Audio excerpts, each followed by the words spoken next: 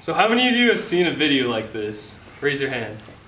They're called People Are Awesome videos or extreme sport compilations. And if you're like me, you've seen many, like hundreds of these videos. And honestly, I'm fascinated with extreme sports. The allure of it, all these breathtaking activities that we do, and then we watch them for pleasure.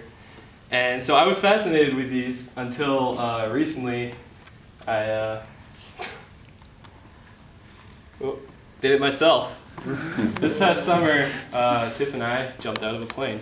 And it's funny, the story behind this is, don't be fooled by the goofy grimace I'm wearing, because that is the look of sheer terror. Actually, a half hour before I came in this position, I didn't actually know I was going to be jumping out of a plane. It was my sister's birthday, and for her 16th birthday, she wanted to go skydiving, which my mom had done previously, and so she was going to accompany her on this trip. And I thought I would see my parents off, and hopefully, or not my parents, my mom and my sister. I thought I would see them off and hopefully see them back. And next thing I knew, I was in a jumpsuit because my mom wrote my name on the registration form. Which is funny because she's my mom. But so as the guy behind me pushed me out of this plane, I was screaming my head off, wondering at these three questions that I instantly thought of was. What in the world got me to do this? Like, why? Like, who in their own right mind would do this? Jump out of a plane, and then what gets someone to do this? And what does that say about us, our society, that we jump out of planes for the fun of it? So those are the three central questions of my presentation today. Who in the world would do this? And why would someone do this? And why is it important? What does that say about us as humans? And so I'm going to go over the people who are iconic of extreme sports. I'm going to go through the psychology or the inner workings behind why we do these activities, and then the perception or the modern day portrayal of these extreme sports. But first I want to define what an extreme sport is. And across my research I found a variety of definitions. This was the most useful I found. It says extreme sport may be defined as recreational physical activity which carries a risk of serious physical injury or even death. And it goes on to explain some of the labels that we affiliate extreme sports with. And across all these definitions, and it relates almost to all extreme sports I've examined, there are four elements that I've identified that are kind of core and essential to an extreme sport. And the first is the element of risk and danger. The fact that there is a risk that comes with the participation of these sports.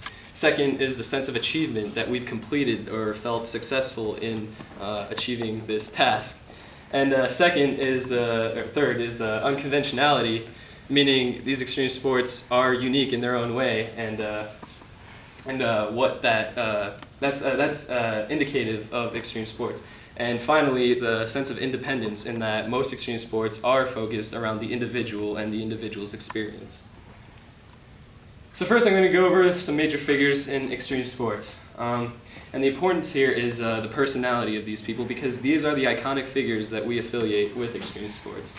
And so this is addressing the individual property of extreme sports, in that these are individual pursuits rather than conventional team sports. And these four figures on their own have perpetuated their celebrity and made the concerted effort using extreme sports as a medium. So first we have Evel Knievel. This is a name we've all heard before, but maybe not have identified with a face, or even know what he does. But what he is, he's a daredevil stunt performer, and that's how he got his fame. He's known for his costumes and his kind of crazy crashes for some of his stunts. And his rise to fame was by riding his motorcycle over jumps and crossing some obstacles on the way there, ranging from rattlesnake pits to, like 15 vans or something like that. And the most famous is the Caesar's Palace fountain jump, because he actually crashed on that jump, and it was a pretty violent crash. And since then, daredevil stunt performers have been attempting it on their own, and so thus the legend was born. And so the importance of Evel Knievel with regard to extreme sports is the fact that he addresses danger most directly. He does the stunts he performs because they're dangerous, and that's how his persona around extreme sports has evolved. Next we have Shaun White. We all know Shaun White as a professional snowboarder who represented the United States in the Olympics. He's known for his flaming red hair. He's got the nickname the Flying Tomato. And he's known for his insane tricks that he practices on his own, on his private mountain, and unveils in the competition he participates in. His rise to fame was, again, his representation of the United States in the Olympics and being the X Games champions. And his importance came in developing the mainstream of extreme sports and bringing an athletic component to it. Next, we have Jeb Corliss, and that might not be a familiar name, and you might not recognize him right away because, the picture I showed before doesn't show him in the wingsuit, and that's what we know Jeb Corliss for, is his proficiency in the wingsuit. Now, he's a professional base jumper, and his rise to fame was through his GoPro sponsorship. And the importance that he brings to extreme sports is that he kind of developed his presence in extreme sports all on his own. He started by making YouTube videos, and that attracted viewership, and the allure of extreme sports and what he was doing gathered an audience, and it's through his YouTube fame that he got his GoPro sponsorship and is now the most renowned wingsuit flyer. And finally we have Felix Baumgartner, who's an Austrian daredevil. And literally, his occupation is a daredevil. If you look it up, that's how he makes a living. And so he's known for the project, the Red Bull Stratos, which I remember watching myself my freshman year in 2012. It was live streamed, and it was the project that Red Bull sponsored to have the highest skydive in recorded history, and probably in history. But this all came with his ascent in a manned helium balloon, which brought him to break 3 important world records. Number 1 he broke was the highest a manned helium balloon ever got. The second was the highest skydive, which was the old impact of the mission.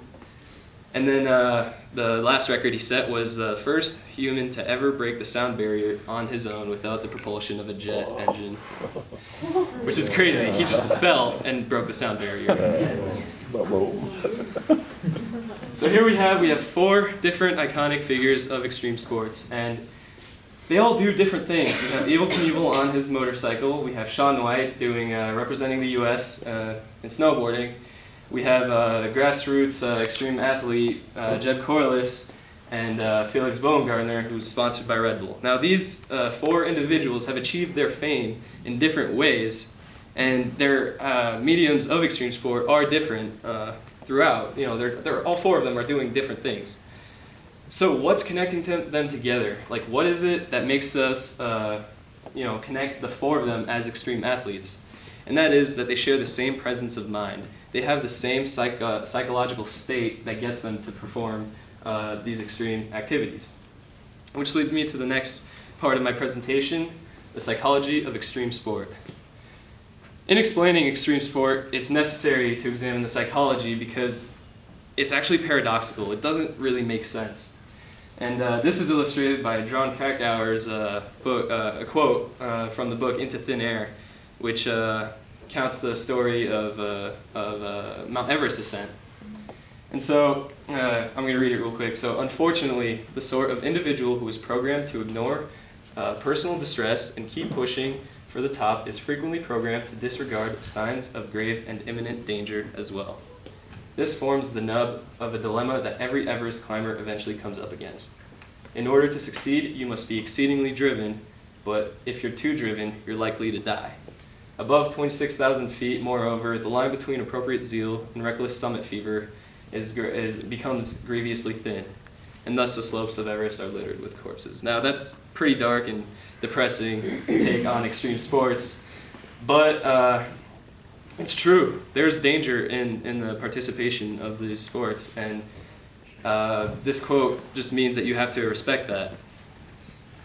Now I'm going to get Jerry Seinfeld to also illustrate extreme sports for you guys. You point to as proof that the human being is not smart.